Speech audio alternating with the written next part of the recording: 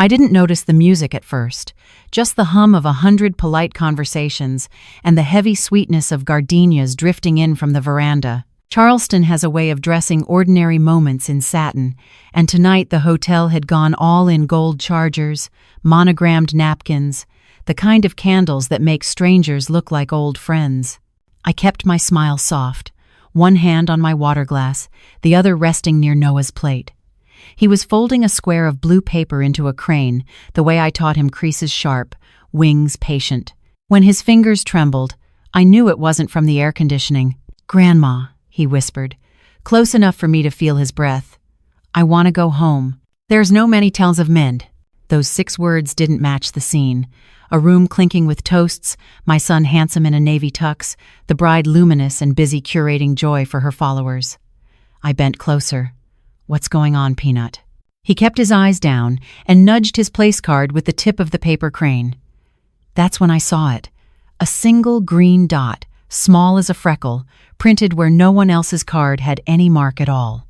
I told myself it could be a printer hiccup, a harmless speck of ink, but the back of my neck prickled. I tapped the rim of my glass twice, tick, tick, the little habit I used to pull my breath back into rhythm.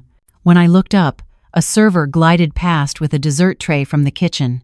Somewhere on that tray, I caught a glimpse of pistachio piped into rosettes, glossy under the chandeliers.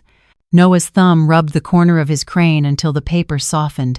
His allergy bracelet peeked from under his jacket cuff, the green band I'd asked him not to hide. I had emailed the hotel a week ago and again yesterday. No nuts near the kids' plates. Double-check the garnish. They'd replied with all the right words. Tonight, the captain had told me, "We've got him covered, ma'am," in that warm southern tone that makes you want to hand over every worry and go dance. I wish I were someone who could. I wish I hadn't seen that dot. My son was working the room like he'd trained for it, handshakes, shoulder squeezes, gratitude bright in his face. The bride floated between tables, a silk tide, pausing where the cameras were. When she leaned near our end, she adjusted a centerpiece so the lens could see more peonies and less of Noah's bracelet. Maybe it was innocent. Maybe everything was. "Does your tummy hurt?" I asked. He shook his head. "Did someone say something unkind?" Another no. He pressed the crane's beak against the dot on his card, like he was trying to erase it. The more I stared, the less it looked like a mistake, and the more it looked like a code, someone's quiet instruction, the kind that doesn't need words once it's understood.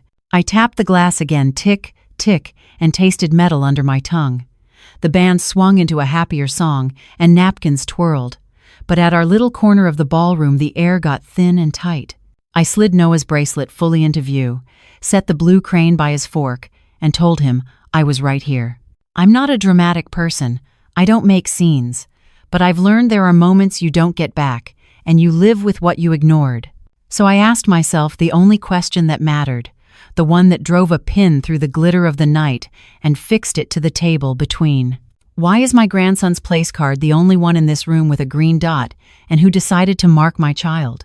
Charleston hospitality can charm the sharp edges off a day if you let it. People say yes, ma'am, like a soft blanket, and even the hotel staff wear patience like part of the uniform. I leaned into that warmth as best I could. I'm Ruth, school counselor by trade, chronic note-taker by habit, and I'd done my due diligence the way I always do. 2 emails to the hotel, one a week ago and one yesterday, outlining Noah's nut allergy in bold. The replies were perfect little paragraphs, acknowledged, flagged, communicated to kitchen and service. I printed them and tucked them in my clutch because paper calms me more than speeches ever will. Evan, my son, looked 10 years younger in a tux, happiness taking the creases out of his worry. He kept squeezing my shoulder whenever he passed, as if to borrow courage and return it with interest. The bride, Sloane, glided on the current of her own spotlight, her team trailing like bright fish makeup, social media, the person wrangling hashtags. She has a gift for arranging a room so every glance becomes a photograph. When she breezed by our table, she shifted the peonies just so and, without meaning to, I want to believe it was without meaning to, nudged Noah's green bracelet deeper under the lace cuff of his jacket. The bracelet is our non-negotiable signal. Green means ask before you serve. Noah set his finished blue crane on my palm. "Mommy Sam liked these," he said. He doesn't talk about his mother often, but when he does, it arrives like the first star, small, steady, enough to steer by. I kissed the paper wing and parked the crane by his bread plate. "Then we'll let her keep watch," I said. A woman with a neat bun and level eyes introduced herself as Lena, the banquet captain. She held a clipboard that looked like it had never known chaos. "Miss Marlowe? We have Noah's allergy noted, no nut products near child plates. Kitchen is aware," service briefed. Her tone wasn't sugary, it was competent, and I felt my shoulders drop a fraction. We ran through a quick checklist. Plated service, who carries the kids' courses, where the kids are seated, what to do if anyone brings outside treats. She wrote down my cell and repeated it back. It sounds like nothing, but that kind of mirrored detail is how you keep a night from veering. I wanted to let the music and manners have me, truly. I wanted to sit inside the myth that everyone here wanted exactly what we wanted, a safe celebration and a gentle landing into a new family shape. But the green dot on Noah's place card kept pulsing in the corner of my mind like a notification I hadn't cleared, and Sloane's team kept sculpting the room in ways that didn't include the ugly, necessary realities of an allergy bracelet. I brushed Noah's sleeve so the band showed again and thanked Lena for being thorough. She nodded as if to say, "You did the right thing." I hope I did. I have learned that kindness and clarity can live in the same sentence, but I've also learned that clarity needs a door key. What I still didn't know and couldn't stop turning over was this. If everything important had been acknowledged in writing, who, exactly, held the power to make a last-minute change to a child's plate? The place cards were prettier than they needed to be, heavy cardstock, beveled edges, our names in a typeface that took itself seriously. I turned Noah's over because my hands needed a job, and that's when I spotted it. A tiny QR tucked into the back margin, small as a postage stamp. Of course there was a QR. This was a wedding with a content strategy. I scanned it because curiosity has kept me alive more than once. A clean mobile page popped up. Table number, course sequence, dietary notes. It even had a polite banner, kids' plates, simplified for happy eaters. There was a toggle I didn't expect at all, grayed out at first. Chef's special garnish. I tapped it and it slid to green. A line expanded underneath with cheerful copy about house pesto drizzle for color. Color. That word landed like a pebble in my shoe. Pesto is basil and oil, and if you make it like most kitchens, pine nuts. I felt the same quiet chill I'd felt the first time I caught a school form that mislabeled a child's medication. It wasn't drama. It was a pressure change in the room no one else seemed to notice. I slid the toggle back to gray, then to green again, as if the movement could explain itself. When I scanned the place card next to Noah's, the page loaded without the garnish option at all. I tried mine, Evan's, even one from the centerpiece table. Only Noah's card carried the option. Only Noah's page let me touch color. I flagged Lena as she moved past, and she leaned in like a person who solves things. "Does your system let guests change a kid's plate?" I showed her the page. Her face didn't crack, but her eyes did a small, exact shift. "Front of house can't alter garnishes from the floor, Miss Marlowe," she said. "Menu edits go through the event liaison and the kitchen admin. That toggle shouldn't be live at the table." "Then why is it here?" I asked, hearing my voice go too even. She studied the back of the card, the neat little square, the green dot on the front, the way my breath was riding higher than usual. "The cards are printed in batches," she said. "Any special coding has to be embedded before they come down. We don't add it by hand." I clipped Noah's blue crane to the edge of his card with the corner of my napkin ring, creating a tiny paper sentinel. It looked silly and necessary at once. Noah watched my hands and mirrored my breathing like we've practiced. In, out. The band hit a bright chorus. Someone behind us laughed too loud. It all sounded far away. I tried to think of benign reasons. Maybe a test page got mixed into the stack. Maybe the hotel had a new digital menu vendor and the settings were sloppy. But the logic snagged on the same nail. Why was the toggle present on one child's card and not on any other? Who decided a drizzle for color was worth opening a back door at all? I tapped the rim of my glass tick, and looked down the runner where the dessert trays were staging. The pesto copy still glowed on my phone, green and friendly like it meant no harm. I closed the page because the truth didn't live in a screen. It lived in the hands that coded the card before it ever touched our table. So tell me who touched the print batch, and why does my grandson's card carry an option no other child was given? Influence has a smell to it, bright and sugary, like frosting that hides a dry cake. Sloane moved through the room with that scent trailing her, sponsors orbiting in logos small enough to look tasteful. Her assistant hovered 2 steps back, clutching a phone and a roll of floral tape like both were medical equipment. I wasn't eavesdropping so much as existing within range when I heard it. Brand notes say, "Keep kid table clean, no hospital green bracelets in frame." The assistant's voice was a whisper meant for the bouquet, but it landed on my skin. I looked at Noah's wrist. The band was exactly the color of life saved at the right moment. We hadn't chosen it for aesthetics. I pulled his cuff higher so it showed, then smoothed his hair the way Sam used to, the way that steadies him. "You're okay," I said, mostly to myself. I found Lena near the service door, the one that hiccuped every time someone pushed through with a tray. "2 questions," I said, and held up the place card.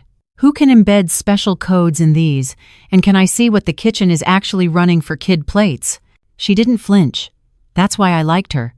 She stepped into the prep corridor and returned with a clip of printouts the tickets cooks read when the room pretends food just appears by magic. She walked me through the columns, table numbers, seat letters, allergies flagged in all caps. Under the children's line, a new modifier had been stapled on. Add, chef's color pesto drizzle. My stomach did a small twist. "That wasn't on the original," Lena said before I could ask. Her finger slid to the top margin, where a liaison code sat like a quiet signature. He liaison. Heart events. Heart events, I repeated. Not because I couldn't read, but because sometimes saying it out loud makes the shape of a thing real. Who is allowed to add this? Changes like that should route through the event liaison, she said. But garnishes on flagged plates are a no. Kitchen knows that. This looks contradictory. Contradictory is one way to call a match hovering near a fuse. Back in the ballroom, Sloane and her team were styling a centerpiece so the brand's miniature bottles sat at just the right height to wink at the camera. The assistant was discussing color palette sage, ivory, blush, and I heard her ask whether the kid table could lose clutter. Clutter, in this case, meant items that didn't photograph soft EpiPens. Wipes, bracelets that declared reality in 1 inch of plastic. I tapped my glass tick, tick, and felt the old, steadying click ricochet down my arm. The music modulated brighter. Someone told a story that set off a wave of laughter near the head table. It all pressed in like a warm hand. Meanwhile, the page on my phone still remembered a toggle that had no business existing, and the kitchen tickets in my mind carried a garnish that had no business traveling anywhere near my grandson. I gave the blue crane a tiny nudge so it faced outward, silly little sentinel that it was. "If you don't want it, you can say no," I whispered to Noah, and he nodded in that intent way of kids who are braver than we deserve. Maybe, I thought, there's a benign explanation. Maybe the pesto means a dab of herb oil for the adults, and someone stapled the wrong note to the wrong stack. But if this was a harmless hiccup, why did the one modifier for color trail an event code, and why did the only plate I could prove was targetable belong to the child with the green dot? Evan found me by the service door, breathless from being everybody's son, groom, and host at once. "Mom," he said, voice low, "I'll talk to the kitchen. I'll fix it." He had that look he gets when he wants a problem solved without a ripple, the project manager face that smooths edges and keeps timelines intact. I love that face. It's built our family more than once, but tonight the edges felt important. Before I could answer, Sloane drifted in on cue, a bright hush following her. "What's wrong?" she asked, as if concern were a camera angle. Evan started to explain toggle, garnish, nut allergy, the usual words we've repeated enough times to make a quilt. She touched his sleeve. "Babe, I've got it. Let me handle it. We don't need to make a thing." The last sentence carried a smile you could set a table with, wide, practiced, built for yeses. "It's not a thing," I said, keeping my tone steady. "It's a guideline the kitchen already agreed to." My clutch felt heavier with the printed emails inside. I didn't pull them out. Not yet. Lena appeared like a lighthouse, clipboard under her arm. Miss Marlowe, Mr. Marlowe, just to confirm, we have a no nuts near child plates is on file. She slid a half sheet across to Evan. He recognized his own signature at the bottom, the version from last week's final walkthrough. He looked relieved, almost boyish. See? He said. We're covered. Sloane let the paper hover between us like proof of her competence. Perfect, she said. Then we're all set. She angled her body toward me, the way people do when they want to fold you into the feeling they've declared. We want Noah to have the best night. I'll make sure of it. I wanted to let those words settle in and do their work. I wanted to believe the ship had been nudged back on course, and all I had to do was sit down and be the mother of the groom, not the security detail. The room applauded something at the head table, and a cousin I barely know pressed a kiss to my cheek. Isn't it beautiful? She asked. It was. It was also a little treacherous. Noah slid his blue crane onto his plate like a small blue guard. He does this sometimes at school, arranges his little paper soldiers where he needs them. He can watch my food, he whispered. I smoothed his hair and didn't say that paper can't stop an ingredient. I said, that's smart, because sometimes brains need symbols to breathe. Evan squeezed my shoulder. Hey, he murmured. Thank you for catching it. That thanks did something warm to my ribs. He looked over my head at Sloane, who gave him a look that promised an effortless evening if he would just come back to it. He did. Lena leaned in again, quieter. We are swapping out the garnish, she said. I flagged it. The words were the kind that ought to close a file. I nodded and let my lungs pretend we were finished. I even laughed at a joke from the next table, the kind of polite laugh that keeps a room sealed and shiny. But habits are stubborn. My fingers found the rim of my glass. Tick, tick. I looked toward the staging area out of reflex. Maybe because I've stood in too many cafeterias and gymnasiums, I know how trays move when a team is in rhythm. Down the runner, a server adjusted a tray lined with small china plates. A faint green sheen caught the light, the kind you see when basil meets oil and becomes something glossy. Maybe it was for the adult tables. Maybe the kids' plates were clean and simple, and the paper in my clutch could stay in my clutch all night. Maybe. I watched the server turn toward our side of the room, toward the cluster of short chairs and crinkled suits where the children sat, and my mouth went dry. If we were all set, why was that green glow still traveling toward the kids? The plate was small and white and innocent-looking, which is how trouble likes to travel. I saw the server angle toward the kids' cluster and felt my chair scrape the floor before my brain gave permission. Hold, please, I said, and put my palm between the china and Noah's place setting. Not a swat, not a scene, just a human hand asking the world to wait one breath. The server blinked. She was young, cheeks still pink from the kitchen heat. Ma'am, could you have your manager join us? I kept my voice where children don't flinch. And please keep this plate intact. I tilted it so the light caught that soft, telltale sheen. Basil sings, even when it whispers. Noah's fingers found mine under the table. I slid his bracelet fully into the open, the green band a small flag. We're okay, I told him. Then I tapped the rim of my water glass twice, tick-tick until my lungs remembered their job. A man in a dark suit crossed the room with the steady gait of someone whose job is to keep knights from tipping. Marcus Bell, he said. Manager on duty. How can I help? I laid out the facts like I've done in 100 school meetings. Brief, complete, kind. Noah has a severe nut allergy. I sent 2 emails this week. Here they are, and your captain confirmed no nuts near child plates at service. I also scanned my grandson's place card just now and found a live toggle for a pesto garnish that doesn't appear on any other child's card. I need to know what the kitchen has queued for him and who authorized changes. Marcus didn't argue. He listened the way good people do with his face. May I see the emails? I handed over the printouts and my phone with the screenshot still open. He gestured to the server. Please hold that plate in the service hall. Do not discard. Then to me. Give me 2 minutes. 2 minutes is a long time when a band slides into a brighter song and your heart refuses to follow. Sloane materialized at the table's edge, smile polished. Everything okay here? We're checking a garnish note, I said. Could use a beat. She gave me a sympathetic wrinkle, the kind married to good lighting. I'm sure it's just a misclick. Maybe. But misclicks don't print green dots on paper. Marcus returned with a small tablet and Lena at his shoulder. He set it between the bread plate and the blue crane and scrolled. Here's the event file, he said, turning the screen so I could read. Allergy protocols noted. Child plates, simplified menu.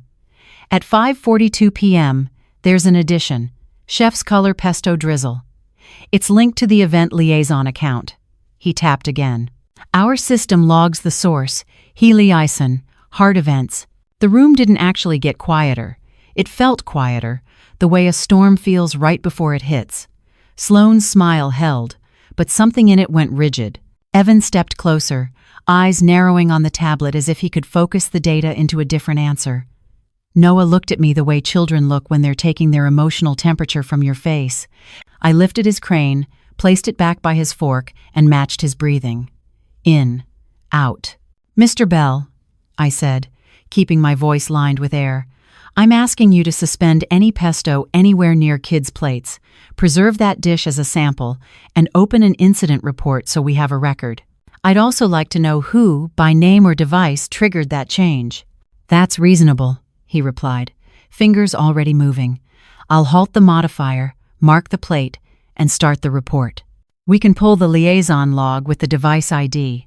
Across the room, cutlery chimed against glass for a toast we weren't participating in. I didn't turn. I watched Marcus type, watched Lena flag the ticket, watched the world make room for a grandmother's no. It wasn't drama. It was oxygen. Marcus glanced up. We'll have the device information in a moment, he said. It will show which account and which tablet. He pointed to a faint line of text at the bottom of the log, technical, but plain as daylight. I tapped the rim of my glass tick, tick, and felt my pulse steady around the sound. Good, I said, and let the question I'd been carrying all night land between us where it belonged. Who inside Hard Events sent that request, and what does the log say about the device that did it? Sloane pivoted first, the way people do when they've trained their faces to greet trouble before it greets them. This is obviously a misunderstanding, she said, voice for the room, not for me. We're all doing our best. No one would ever endanger a child. The words were smooth enough to skate on. Behind her, the assistant Harper, I'd learned her name, clutched the media tablet like it might bite. I only flagged visuals, she blurted. Color balance and symmetry. I didn't know pesto had anything. Pine nuts, I said. I kept my tone level because children learn their weather from adults. And we're past theory. Marcus angled the tablet so it sat like a neutral witness between us. For clarity, he said, we've halted the modifier. The plate is being preserved in back. I'm opening an incident report now. He glanced at Lena, who nodded and made a small notation. The way her pen moved calmed me more than the band's entire set list. Sloane softened at the edges. Marcus, we don't need paperwork, she said. Laughter poured thin. We just need to serve dinner. If we start documenting, we'll scare people. People are already scared, I said, and let my hand rest on Noah's sleeve so he felt me say it. Documentation is how we make sure they don't have to be. I will met. A cough from 2 chairs down pulled every head. Judge Harlan retired, attending as someone's great-uncle had been watching like a cat in a sunny window. Manager, he said evenly, who has authority to alter a child's plate once an allergy is flagged? Not accusatory, not theatrical. A clean question set on the table like cutlery. Only the event liaison through kitchen admin, Marcus answered. But we still can't add a garnish that conflicts with a flag. That's a standing rule. Then that rule was bent, the judge said, and sipped his water as if stating the sky. Harper's fingers worried the edge of the tablet. I swear, I don't control the menu. Slow. She bit off the rest and stared at her shoes. Sloane didn't look at her. She looked at me, and the smile I'd seen all night thinned into something technical. Ruth, may I speak with you privately? We'll keep the conversation where the plate is, I said. The tick against my glass had become more metronome than crutch. Please include whatever you need to say in the incident report. She tried again. You're making a very big deal out of a small boy's airway, I finished. Yes. The room had that special hush Southern parties get when a truth cuts through velvet. Evan stood beside me now, jaw set. He wasn't choosing sides. He was choosing a child, which is different. Mom sent the emails, he told Marcus. I signed the walkthrough note. We asked you to show us what happened. Please keep going. Marcus nodded. We have the liaison account, he said, tapping. Next, we'll pull the device ID that made the change. That will tell us which tablet and often which sub-user was logged in at the time. Sloane's smile didn't move, but something behind her eyes did a flicker like a blown fuse trying to relight. Our vendor sometimes misassigns devices, she said quickly. It could be any of the planners. Or the hotel. These systems are messy. They can be, Lena said, unexpectedly gentle, which is why we keep logs. He wanted Nest. I looked at the green dot on Noah's card, then at the neat little QR on the back, then at Harper's white-knuckled grip on the tablet. I felt the room tip toward one of those irrevocable moments, the kind that sort people into who loves the narrative and who loves the child. My thumb found the paper crane's wing and smoothed it flat. Marcus, I said, after the device ID, I'd like to request something else as part of the report. Your hotel prints place cards and menus in-house, yes? He nodded. Then please preserve and review the security footage from the print room corridor for the last 2 hours before setup. If there's nothing to see, that will help. If there is, we'll know who handled the batch. Sloane exhaled through her nose, a sound too small for anyone who wasn't listening. Harper swallowed. The music tried to swell back up. Conversation tried to restart. In our circle, it didn't take. My pulse matched the quiet metronome of my glass. Tick, tick. I wasn't trying to embarrass a bride or ruin a party. I was trying to anchor the night to something that didn't lie. What will those cameras show about the hands that touched my grandson's card and about the green dot someone decided he deserved? The hallway outside the ballroom felt 10 degrees cooler, like the air itself had been holding its breath and finally let it go. I stood with my back against the wallpaper, palms flat, counting from 4 to 4 until my ribs unknotted. The music through the doors sounded like it belonged to a different universe, one where green dots were harmless and toggles didn't hide consequences. My phone buzzed with a text from Avery, nothing dramatic, just a heart and the words, "You've got this." I stared at it until the letters steadied. There's a particular kind of shame that comes with being the one who makes things difficult. I have carried it like an accessory most of my adult life. I learned early that if I smoothed my voice and trimmed the truth, rooms stayed pretty and people stayed close. The first time that strategy truly failed me was a year after Sam died. Noah came home from an after-school program smelling faintly sweet, cheeks flushed. They gave me the green milk, he said, almond milk, the healthy choice. The counselor apologized. The label said nut-free, a brand new vendor. Everyone's so sorry. We sat in urgent care under fluorescent honesty while a nurse took notes and I took blame for not being louder sooner. I tell myself I'm not a dramatic person. It's true. But sometimes I've dressed avoidance in the language of grace. Sometimes I have called my silence keeping the peace when it was really outsourcing risk to a child who trusts me to stand in the way. I can forgive almost anything. I cannot forgive that. I pulled the blue square of paper from my clutch and started a new crane. Crease, fold, reverse fold. The familiar shapes arranged my head. Noah watches me do this when his world gets strange. I watch my own hands when mine does. On the inside of a wing, I wrote in tiny letters, "Choose the child." Then I tucked the crane into the pocket of my dress like a badge, a private oath pressed against my heart. I thought of Evan's relieved face when Lena showed him the signed sheet, how badly he wanted the night to be effortless. I thought of Sloane's practiced warmth, the brand palette, the idea that fear is bad optics. I tapped the back of my knuckles against the wall, my own version of tick-tick, until the need to apologize shrank down to a size I could step over. Avery's heart sat at the top of my phone. I typed back, calm, collect, confirm, our shorthand for remembering we're allowed to be steady and thorough without becoming unkind. Then I put the phone away because the script I needed wasn't on a screen. It was the one I keep writing with my body every time I refuse to trade safety for silence. I pushed the ballroom door open and caught the wash of light across the carpet. The room hadn't changed. I had. I wasn't here to win a scene. I was here to change the outcome. When I walk back to that table, I'm not choosing the room anymore. I'm choosing the child, and I'm going to change the room's rhythm to match. I slipped back into my chair like I was re-entering a conversation with myself. Marcus was waiting, tablet in hand, Lena beside him with that calm pen of hers. Noah angled his blue crane toward me, its beak like a tiny compass. I set my palm over his knuckles so he could feel that mine were steady. "Here's what we have," Marcus said, voice clean as a ledger. "The garnish modifier is halted and the plate is preserved. We opened an incident report at 7:18. The liaison account on the change is heart events. We pulled the device metadata. Is." He turned the tablet so I could read it.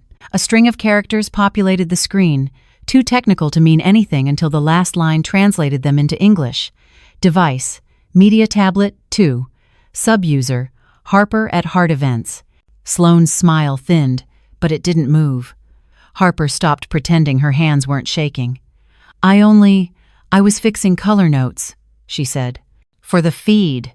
I didn't think pesto was." She looked at Noah, then down at her shoes. "I didn't think." "You made a choice," I answered, "not to punish, but to set the floor back under our feet. You set a choice in motion for a child you don't know." Judge Harlan cleared his throat. "Manager," he said, "document the sub-user and attach a copy of this screen to your report. Preserve any internal messages linked to the change." Marcus nodded and tapped.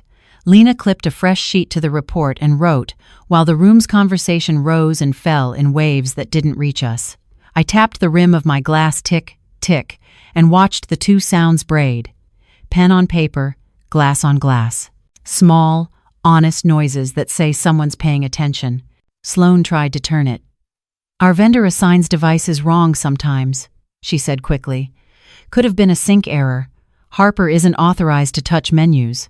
Marcus scrolled. "The system shows a valid login with Harper's credentials and a location ping from your media bay by the photo wall," he said. "We'll still verify with IT, but the record is clear enough to proceed." Evan slid a step closer to me. "Mom," he murmured, shame and fury braided in a way that made him look 12 and 31 at once. I squeezed his wrist. "We're okay," I said, and meant the tense kind of okay you claim while you build the real kind. "Next," Marcus went on, "we'll preserve the CCTV from the print corridor per your request." He glanced at Lena, who had already sent the hold. "We'll also pull the liaison chat thread for context." I nodded. "Please include the emails I sent and the photo of the live toggle on Noah's card, and the kitchen ticket with the pesto modifier." "Already added," Lena said. She gave me the smallest smile, not performance, solidarity. Harper's voice found the edge of confession. "She said it would look better," she whispered. The pronoun sat there like a dropped fork. The kids' plates needed color for the grid. I just toggled what she told me. Sloane didn't flinch. "That's not accurate," she said, even and bright. "I give visual direction, not menu edits. This is a misunderstanding getting inflated." "I am now. It's getting documented," I said, and let the words sit long enough to change the room's temperature. The judge lifted his water again. "Manager, ensure copies of all logs are provided to the family upon request." Then to me, with a look that was almost kind, "You're doing the dull, brave thing." Dull, brave. I could live inside that phrase for a year. Noah nudged the crane so it faced outward again, as if it were standing guard. I pulled the signed walkthrough sheet from my clutch and laid it beside the tablet. "This is the agreement we all made," I said to no one and everyone. "Tonight we honor it." Marcus checked a final box. "Report is open, samples preserved, modifier removed, and IT is en route to export logs." He looked at me. "Anything else, Miss Marlowe?" "Yes," I said, tapping the glass tick, tick, because rhythm is sometimes the only courage you can count. "When you pull that print room footage, please timestamp the clip where whoever handled the place cards did so. If it shows nothing, that will help. If it shows hands with a pen, we'll know whose narrative we're correcting." The band tried to pull us into a toast. Our circle didn't lift a glass. We were busy choosing the child and the paper trail that would keep him breathing.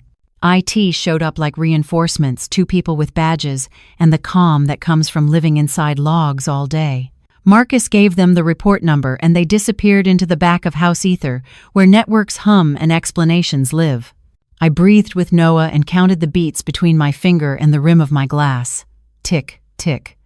When the IT lead returned, he looked like a man who'd found a thread. "We pulled the full event history," he said, resting a printout next to the tablet. "There are 2 edits to the children's course.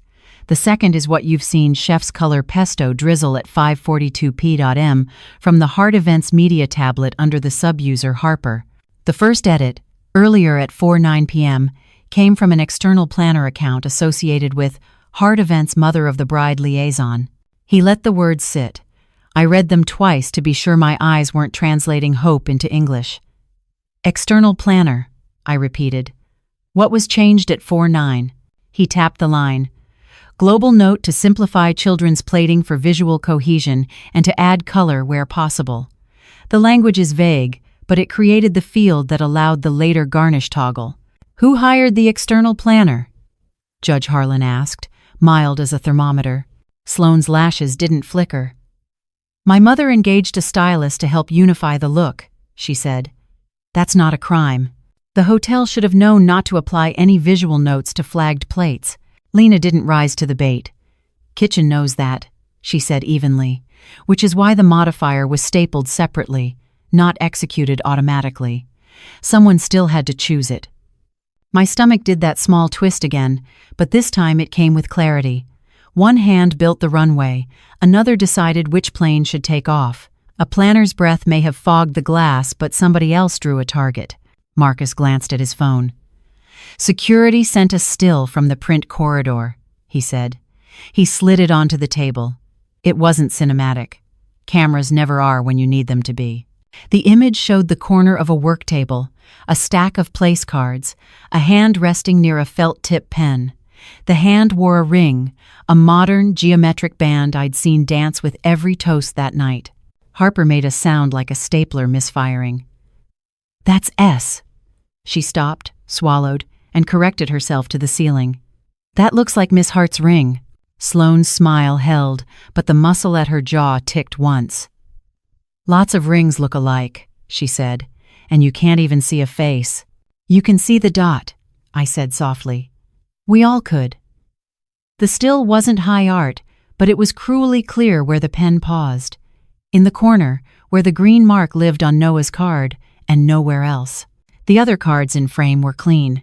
Evan's hand found the back of Noah's chair, a steady post. "Why only his?" he asked the air. No one answered.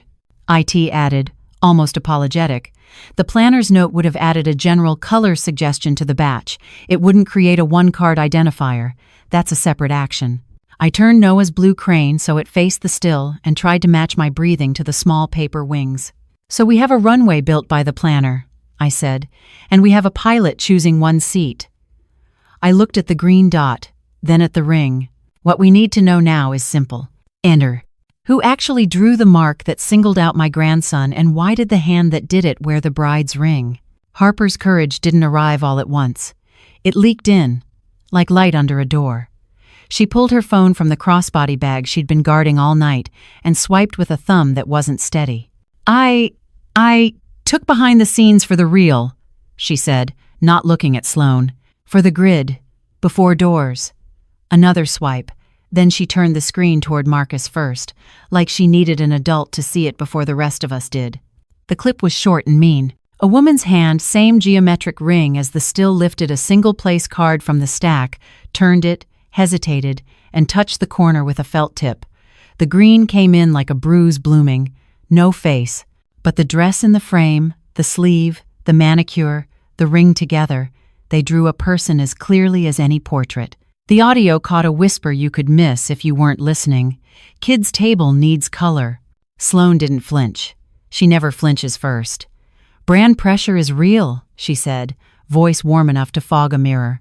"You have no idea the deliverables we're under. I manage visuals. The hotel manages safety. If there was a mismatch, that's on process, not intent." "Hey, it's on choice," I said, and set the blue crane between us like a small witness. "You chose the one card with the child who wears a bracelet." Evan's mouth opened and closed before any sound came out. When it arrived, it was thinner than usual. "Noah," he said, kneeling until their eyes met. "I am so sorry. I didn't protect you. I wanted tonight to be easy and I didn't listen hard enough when it mattered." Noah's hand landed on his hair in that solemn way kids have when they're the steady one for a second. "I just wanted to go home," he said. I pressed my palm over both of theirs so we could feel the promise forming. Marcus cleared his throat, the professional kind that ushers a moment into paperwork. "We'll attach the video to the report," he said. "We've preserved the plate, logged the liaison changes, and placed holds on the print room footage. Miss Hart, I'm going to ask you to step with security to the office while we complete statements." Sloane smiled like a person stepping into a better version of this conversation. "I won't be paraded," she said calmly. "This is my wedding." Lena's pen didn't stop. "It's also our workplace," she answered. "No sugar. And his airway." She nodded at Noah without breaking her line. Judge Harlan signed the witness line with the slow certainty of someone who understands the value of dull bravery. "Manager," he said, "ensure copies of all logs are furnished to the family upon request." Then he looked at me as if we'd met before in some other hard room. "Carry on." Security approached the way good security does, polite, inevitable. Sloane gathered the silk of her dress in one practiced hand and moved with them, smile set to gracious exit. I didn't feel triumphant. I felt like a steadiness had been returned to the table we'd been eating at blind. I turned to Evan. "From here on," I said, "not sharp, just final. Anything that touches Noah, food, schedule, overnights, school, goes email only. 2-person checks on decisions, you and me. No verbal promises, no last-minute visual changes. If someone wants to alter his world, they put it in writing, and we confirm." He nodded without bargaining. "Email only," he repeated. 2-person check." He glanced at Noah's bracelet and tugged the cuff higher so the green showed like it had been waiting to breathe. Marcus finished typing and slid the tablet around. "Report is open and signed," he said. "Manager on duty, banquet captain, witness." The lines read, Marcus Bell, Lena Ortiz, Harlan J. Rhett. "It's not leader." It looked like 3 small doors we'd chosen to walk through together. I tapped the rim of my glass, tick-tick, and felt the sound land in a room that had finally learned our rhythm. The band picked up something softer. Conversation began again in cautious threads. Noah set the crane on his bread plate and turned it toward the doorway, as if it were watching for anything else that didn't belong. We didn't lift our glasses for the next toast. We were busy teaching a child how to be safe in a room that loves shine, and I was busy remembering a sentence I would not forget. "I don't choose the room anymore. I choose the child." A week later, Charleston had returned to its slow river pace, and so had we, mostly. The hotel emailed the packet logs, screenshots, the still from the print corridor, and I printed everything and slid it into a blue folder because paper steadies me like rails do a bridge. Evan came by after school drop-off with coffee, and the look of a man who had met his own reflection and didn't hate it. Noah ran his trucks across the rug in careful lines. The blue crane watched from the bookshelf. We sat at the kitchen table and did what people mean to do but rarely finish. We wrote things down. Avery came on her lunch break in scrubs, hair up, gentle with the kind of firm that makes you want to sit up straight. We didn't ask her for medical advice. We asked for structure. She helped us name the pieces that keep a day from falling through who calls whom, where the backup lives, how to talk to adults who need simple sentences. We built an allergy action pack without pretending it was a charm. Copies of Noah's plan from his doctor, the emergency contacts, a 1-page summary in plain language, and a small card that says, "Ask before you serve." We put one in the backpack, one on the fridge, one in Evan's car. It felt boring and holy at the same time. Then we made our family incident log 10 lines to hold our future selves accountable. Who was present? What happened? What was served? What was said? It isn't exciting. It is rescue in a spreadsheet shirt. I taped a blank copy inside the pantry door, next to the grocery list, so we don't have to go hunting for courage when we're tired. Evan read the email only, 2-person check line out loud like a promise. "No exceptions," he said, and his voice didn't wobble. We drafted the exact sentence he'll send to anyone who needs to hear it. For Noah's safety, all decisions that affect his food, schedule, or care must be in writing and confirmed by me and my mother. He added it to his email signature. Small doors you walk through every day change a house more than one big speech ever will. That night, Noah asked if the crane could sleep on the dresser. He keeps watch, he said. He does, I told him, and we tucked paper wings under a nightlight glow. After he fell asleep, I stood by the doorway and listened to the even, forgiving sound of a child breathing. Tick, tick, went my knuckle against the trim, 2 quiet beats to match it. I don't feel triumphant. I feel specific. There's a difference. Specific is what keeps you from handing your life to a room that loves shine. Specific is how you choose the child and then keep choosing him when no one's looking. If any of this brushes your life, if you've ever sat at a beautiful table and felt something ugly near your child's plate, take what helps. Print a page, write a sentence, start a log. You don't have to raise your voice to change a room. You just have to hold the paper steady. This story is not legal advice. If you're in a similar situation, seek professional help when needed. If you want the one-page boundary checklist and incident log template we used, I put a link in the description. The crane and I would be glad for the company. Choose the child, not the room. That's the spine of this story. Boundaries aren't about drama. They're about air. When the glitter gets loud, paper and the truth on it keeps us breathing. Here's how that looks in real life. Start small and specific. Write one boundary sentence you can reuse. For my child's safety, all decisions about food, schedule, or care must be in writing and confirmed by me. Add it to your email signature. Practice 3. C. Calm. Collect. Confirm when something feels off. Screenshots, names, timestamps. Then ask the manager to document. Before you agree to any event plan, run the 7 questions before you sign. Who controls allergy changes? What's the stopgap? How long logs, CCTV are preserved, and who the on-duty contact is. Create a family incident log. 10 simple lines, and tape a blank copy inside a cabinet so you're never searching for courage. And if your kid wears a medical band, let it show. Visibility is safety, not clutter. This is not legal advice. 2 quotes to carry in your pocket. I don't choose the room anymore. I choose the child. Documentation isn't rude. It's love wearing paper. If this resonated, tell us one sentence you'll say to yourself on a wobbly day. Drop it in the comments. Then, grab the free 1-page boundary checklist plus family incident log in the description and share this with one person who needs the reminder. If you want more stories like this, subscribe and stay with the series. May your night be quiet, your breath steady, and your boundaries the gentle tick-tick that keeps everyone safe.